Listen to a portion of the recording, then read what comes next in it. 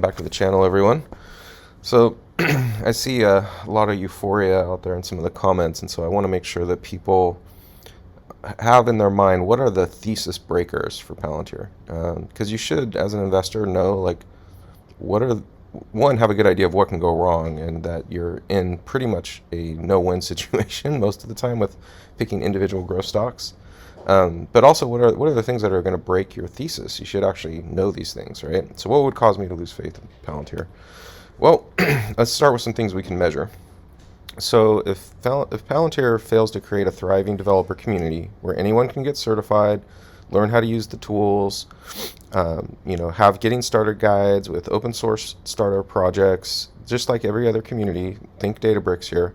If they don't do that by 2025, I don't think they can meet the next thing, which would be a thesis breaker for me, which is to have at least 1,000 customers on the platform by 2025.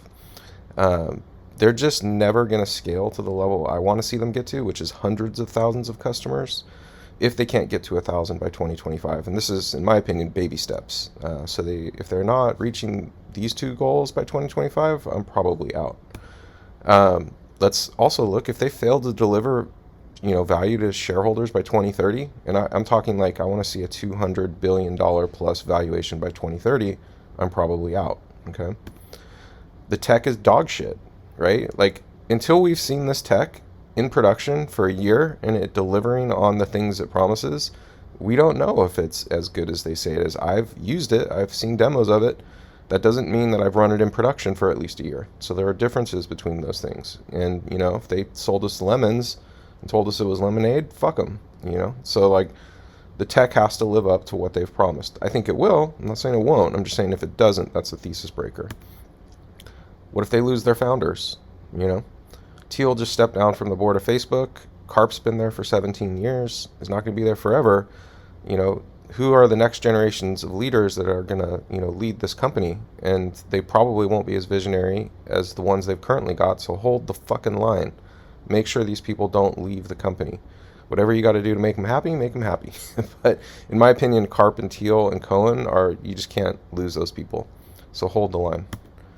What if PLTR is called to service? We're on the verge of war, and it could be a world war.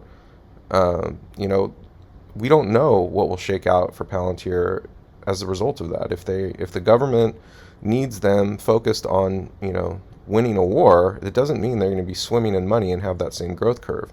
It could be, but we don't know that. So all of these things could happen.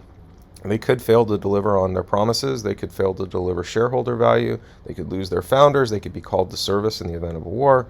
All those things are potentially thesis breakers for me. So, make sure you know what would cause you to lose faith and to reevaluate your decisions. I don't think any of these things are going to happen, by the way. Like, I actually believe that they're going to crush it, but I at least know my limits. So know your limits.